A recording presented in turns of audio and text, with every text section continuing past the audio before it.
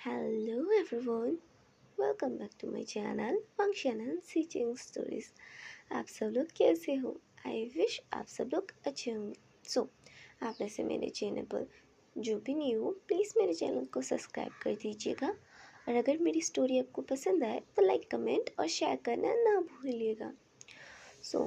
मैं आज सबके पास एक न्यू वन शॉट एफ लेके आई हूँ जिसका नाम है the distance between of us, जो मेरे एक सब्सक्राइबर ने कहा था कि उन्हें एक ऐसी स्टोरी चाहिए जिसमें ना हमारे विंग और आचिंग में मतलब नफ़रत हो।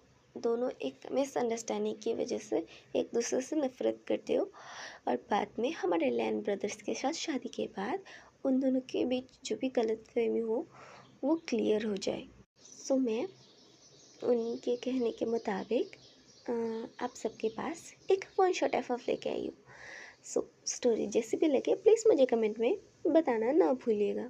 और हाँ, ये स्टोरी परिधि ने सजेस्ट की थी, मुझे उनका रियल नाम तो नहीं पता। उन्होंने स्टोरी का बस आइडिया दिया था कि उन्हें ऐसे टाइप की स्टोरी चाहिए। और जो स्काईलाइट है उन्होंने मुझे स्टोरी का पूरा जो है ना क्रेडिट मैं उनको दे रही हूँ, क्योंकि मतलब उन दोनों को ही दे रही हूँ मैं, क्योंकि ये स्टोरी मैंने खुद नहीं क्रिएट की है, मैं बस इसकी नरेटर हूँ। इसकी ऑथर मैं परिधि और स्काईलाइट को दे रही हूँ। परिधि ने सजेस्ट किया है और स्काईलाइट ने पूरी स्टोरी मुझे बताई है। तो चलिए ज़्यादा बातें ना करते हैं, हम लोग अपनी स्टोरी को स्टार्ट करते हैं। हम देखते हैं एक छोटे से बच्चे को जो करीबन अभी 1 साल का ही हुआ होगा। आज ना उसे कोई लेने आ रहा था, तो ना उसे ना एक फैमिली लेके जा रही थी और वो छोटा सा बच्चा बहुत रो रहा था। और वो मतलब वो ना छोटा है बहुत ज़्यादा और वो रो रहा था, जाने से मना कर रहा था, बार बार रोए जा रहा था वो बेचारा सा बच्चा। क्यूट सा जब सा गोलू सा वो बच्चा ना जाने को नहीं मान रहा था, पर वो लोग उसे ज़बरदस्ती लेके चले जाते हैं। और फर्स्ट सीन यहीं पे कट होता है। हम देखते हैं करीब 9 साल बाद वो बच्चा अभी बड़ा हो चुका था। तो हम जानते हैं विंग जो ना हमारा फर्स्ट मेल लीड, हमारा प्यारा सा विंग जो बहुत ही ज़्यादा क्यूट सा बच्चा था, जिसकी एज अभी 9 या 10 साल थी। तो ना वो ना अपने मॉम डैड का वेट कर रहा था, उनके आने का इंतज़ार कर रहा था। तो थोड़ी देर बाद ना उसे कॉल आता है, जो उसके ना एक बटलर उठाते हैं और फिर उन्हें पता चलता है कि वी चांग से और वे कांग से सरीन का एक्सीडेंट हो चुका है और उस एक्सीडेंट में ना उन दोनों की डेथ हो चुकी है। ये सुनकर तो ना विंग ना रोने लगता है, क्योंकि वो बच्चा है, अभी फ़िलहाल वो इतना बड़ा नहीं हुआ है कि वो ये सदमा झेल सके थोड़ा सा भी। तो विंग ना रोने लगते, वो बोलने लगते कि उसके मॉम डैड कहाँ है, वो क्यों नहीं आ रहे। क्योंकि ना करीबन ना 4 घंटा हो चुका था।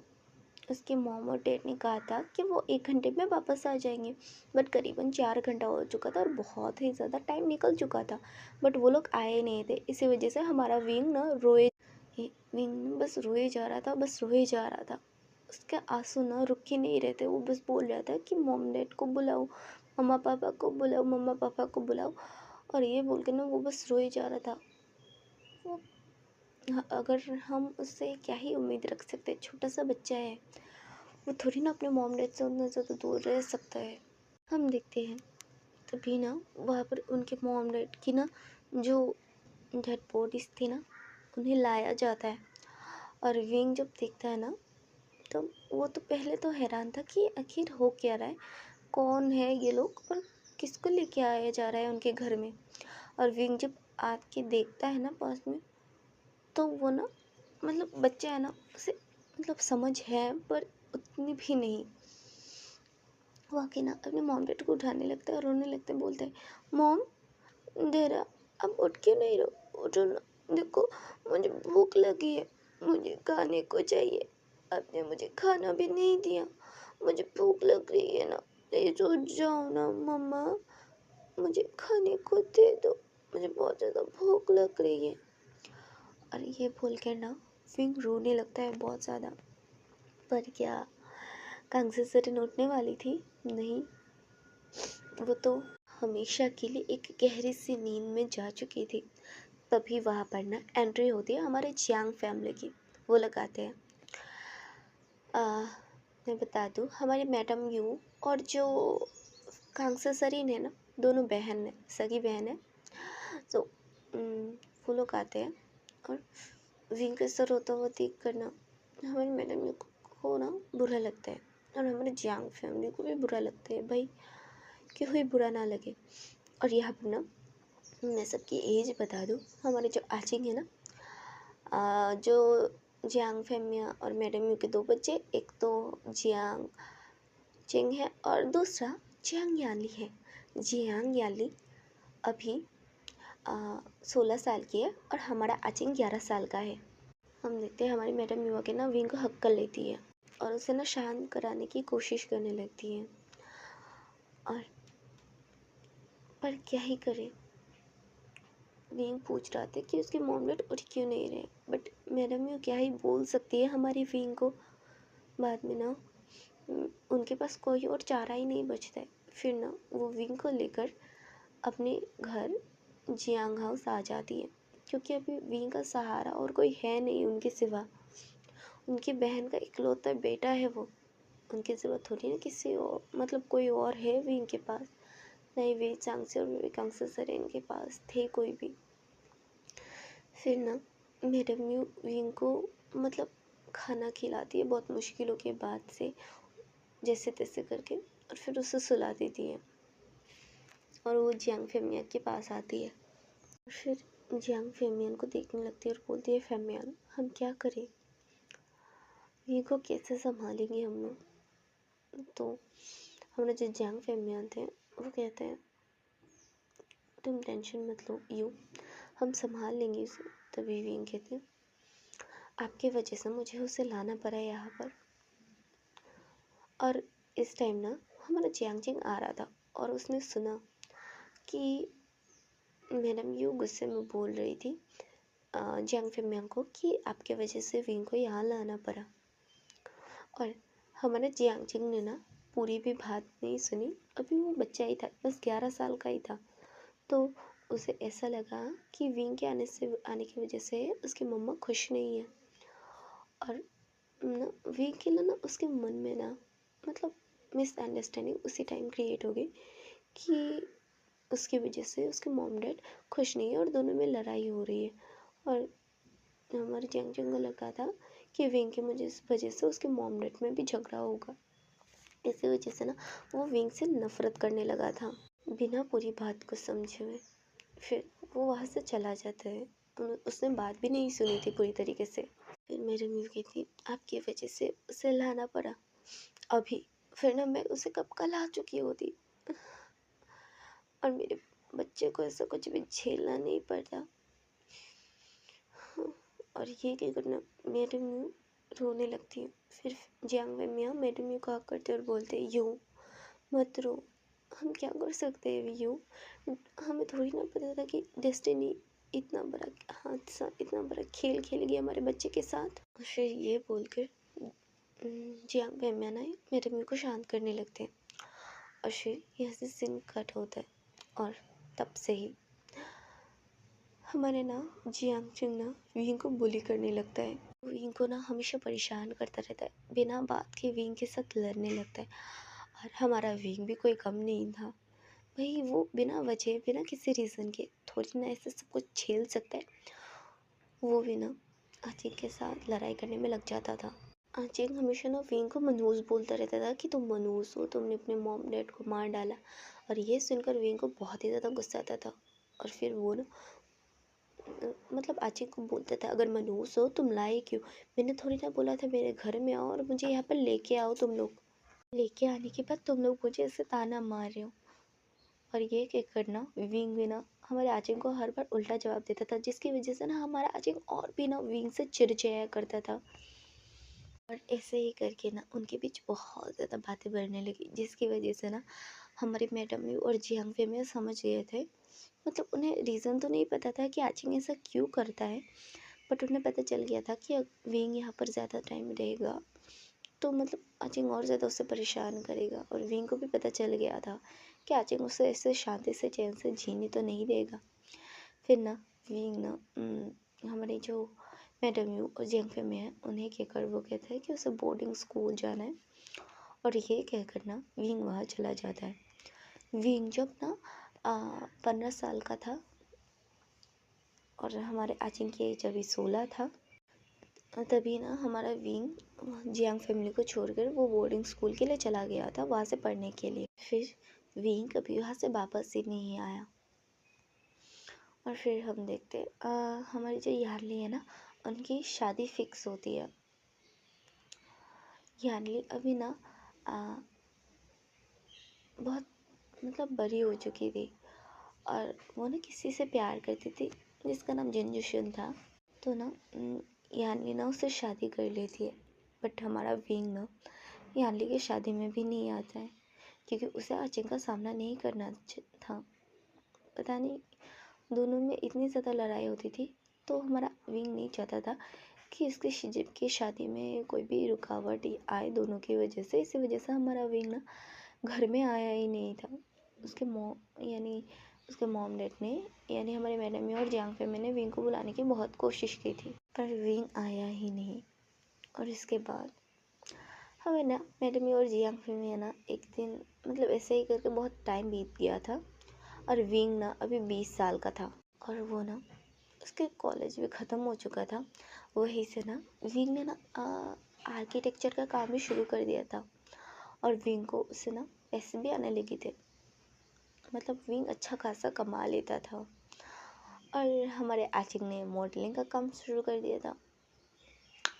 और ऐसे ही करके ना वो दोनों ही तरक्की कर रहे थे अपने अपनी लाइफ में, अपनी अपनी अलग अलग जगह में। फिर ना हमारे जो मैडम यो जंग में एक दिन ऐसे बैठे हुए थे और दोनों बात कर रहे थे, तभी ना उन्हें कॉल आता है लैन फैमिली की ओर से कि लैन को जो कॉल हमारे लैन कुरैन ने की थी। लैन कुरैन हमारी मैडम यू और जियांग फैमिली से बात करता है कि उन्हें उनके दोनों बच्चे चाहिए, यानी दोनों ओमेगा बच्चे चाहिए अपने अल्फ़ा बच्चों के लिए। ये सुनने के बाद ना मैडम यू बहुत ही ज़्यादा खुश हो जाती है क्योंकि लैन फैमिली चाइना के टॉप नंबर 1 बिजनेस को चलाती है, मतलब टॉप नंबर 1 बिजनेस है उनका। और हमारी जियांग फैमिली 3rd नंबर पे आती है। तो वैसी बात है, क्यों ही खुश ना हो भला वो लोग। फिर वो लोग बहुत खुश हो जाते हैं और फिर वो लोग ना हाँ कर देते हैं बिना हमारे विंग और आचिंग से पूछे। अभी ना हमारी विंग की एज ना 22 साल हो चुकी थी, मतलब विंग 22 साल का हो चुका था और हमारा आचिंग ना 23 साल का हो चुका था। विंग और आचिंग में बस 1 ही साल का डिफरेंस है। ओके, तो चलिए हम आते हैं फिर से स्टोरी में। फिर ना मैडम ये विंग को कॉल करती है और बताती है कि ऐसे ऐसे लैन फैमिली में उसका रिश्ता वो ठीक करे। तो हमारा विंग सोचता है कि सही है, उसे जियांग फैमिली में तो वापस नहीं जाना पड़ेगा, उस जियांग चिंग का मुँह तो नहीं देखना पड़ेगा ना। और ये क्या करना विंग हाँ कर देता है और हमारे जियांग चिंग को भी बताया जाता है और जियांग चिंग को बताया जाता है कि वो लैन शीचेन के लिए उसका रिश्ता है। तो उसे कोई प्रॉब्लम नहीं थी जियांग चिंग को, क्योंकि जियांग चिंग ना कई बार ना मिल चुका था। क्योंकि हमारे जो लैन शीचेन थे ना वो म्यूज़िक इंडस्ट्री और ये मॉडलिंग वगैरह जो होता है ना उसके चलते बहुत ही ज़्यादा कई बार ना हमारे आचिंग से मिल चुके थे और हमारे आचिंग को शीचेन पसंद भी थी, जिसकी वजह से हमारा आचिंग हाँ बोल देता है। और फिर ऐसे ही टाइम बीतने लगता है और विंग ना शादी के दिन ही ना मतलब शादी के जो रात थी ना उसी दिन सुबह को घर आया था।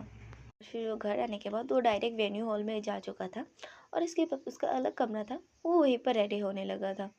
और यहाँ पर हमारे विंग और आचिंग दोनों को ही पता नहीं था कि उन दोनों की शादी एक ही घर में एक ही छत के नीचे एक साथ होने वाली है। पता नहीं उन दोनों को जब पता चलेगा तो कौन सा बवंडर उठेगा। तो खैर चलिए, फिलहाल हम शादी को एंजॉय कर लेते हैं। हम देखते हैं हमारा वांगी और शीचेन दोनों एक ही कमरे में रेडी हो चुके थे और वांगी कहता है, ग आप बहुत खुश लग रहे हो। ये सुनकर हमारा जो लैन शीचेन थे वो कहते हैं हाँ बहुत ज़्यादा। तो हमारा वांगी कहता है ऐसा भला क्यों। तो हमारे शीचेन कहते हैं असल में ना मुझे आचिंग पसंद है इसी वजह से। ये सुनकर वांगी स्माइल करता है। फिर ना हमारे शीचेन पूछते क्या तुम खुश नहीं हो। ये सुनकर वांगी कहते हैं मैं भी बहुत खुश हूँ। आपको पता है मैंने ना उसकी जब से तस्वीर देखी ना, मैं बस उस दिन का वेट कर रहा हूँ कि हम दोनों की शादी कब होगी। ये सुनकर शीचेन कहते हैं मेरा बाबरा भाई। और ये कहकर शीचेन हंसने लगते हैं। और फिर यहाँ से सीन कट होता है। हम देखते हैं उनकी शादी की ओर। वो लोग जब ना स्टेज में आते हैं तो अपना भींग और आचिंग दोनों ही हैरान थे कि मतलब दोनों एक साथ शादी कर रहे हैं, फिर भी मतलब दोनों ही ने इग्नोर करते।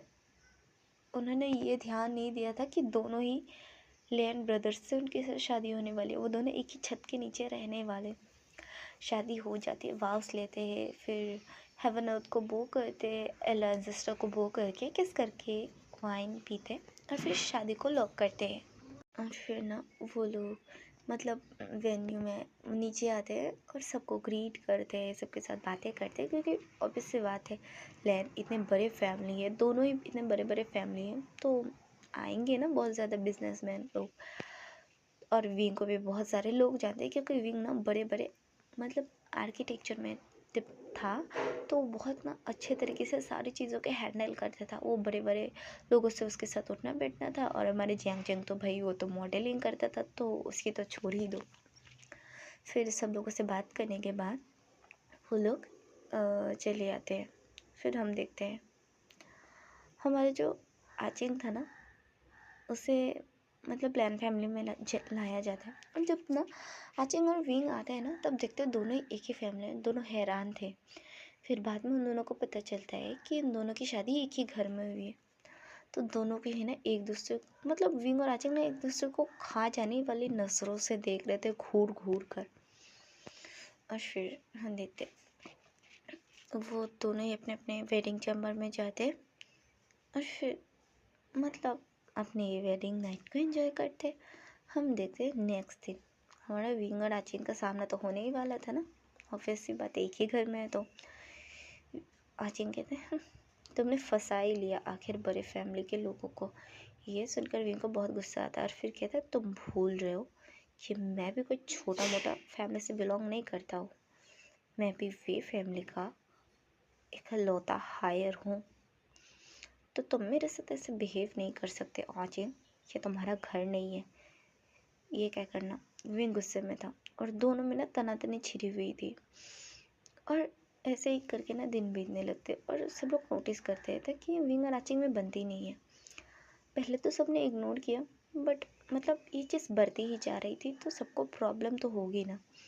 जी भाई वो लोग शांति से सुकून से रहने के लिए शादी की थी, थोड़ी ना ऐसे झगड़ा करने के लिए। हमेशा रोज़ घर में कोई ना कोई नए पंगे होते रहेंगे तो क्या वो ऐसे शांति से रह पाएंगे क्या। फिर ना ऐसे मतलब बात नहीं बनेगी ये कह करना विंग और आचिंग ना घर आए थे, क्योंकि मतलब एक रिचुअल था उन्हें घर आने का, तो इसी वजह से वो लोग घर आए थे। तभी ना हमारे वांगी और शीचन ना बात करते तो हमारे मैडम यू को कि ऐसे ऐसे हुआ है, क्योंकि आचिंग ने शीचन को बता दिया था कि विंग उसका सगा भाई नहीं है। तो ना शीचन बात करते तब मैडम यू बता दी कि ऐसी बात नहीं थी। आप सबको ये तो याद होगा ना कि हमने 4th सीन में 1 साल के बच्चे को जो 1 साल का ही बस हुआ था उसे रोते हुए देखा था और कुछ लोग उसे लेके जा रहे थे। तो हमारे जो विचंगसी और कांगसे सरेन थे ना, मैडम यू की जो बहन थी ना कांगसे सरेन, उन्हें कोई बच्चा नहीं हो रहा था। इसी वजह से मैडम यू ने ना अपना छोटा बच्चा दिल पे पत्थर रखे उन्हें दिया था। विंग उनका खुद का ही बच्चा है और हमारे आचिंग ने ना ये बात सुन ली थी। फिर हमारे आचिंग को बहुत ही ज़्यादा बुरा लगता है और गिल्ट फील होता है बहुत ज़्यादा। वो तुरंत विंग के पास जाता है और फिर माफ़ी मांगने लगता है कि उसने जो भी उसके साथ गलत किया उसके लिए वजह से। और हमारे विंग को भी पता चल गया था कि आचिंग उसका भाई है, क्योंकि आचिंग ने बता दिया था सारी बातें, उसने जो जो भी सुनी थी। सो विंग अभी क्या ही बोल सकते हैं, उसने माफ़ कर दिया आचिंग को। पहले तो विंग के लिए मुश्किल था, फिर भी भाई उसका भाई है तो विंग ने माफ़ कर ही दिया। फिर आचिंग ने ना सब लोगों से माफ़ी भी मांगी उसने जो भी बिहेव किया। और उसके बाद से ना सब लोग ना मतलब टाइम बीतने लगा और सब लोग अच्छे से खुशी से रहने लगे। और करीब 2-3 मंथ बाद हमारे विंग और आचिंग को पता चल गया था दोनों ही प्रेग्नेंट है। और सब लोग बहुत ही ज़्यादा खुश थे। और इसी हैप्पी मोमेंट को दिखाते हुए इस स्टोरी की हैप्पी एंडिंग होती है। सो बाय बाय एवरीवन, मिलते हैं एक न्यू स्टोरी के साथ।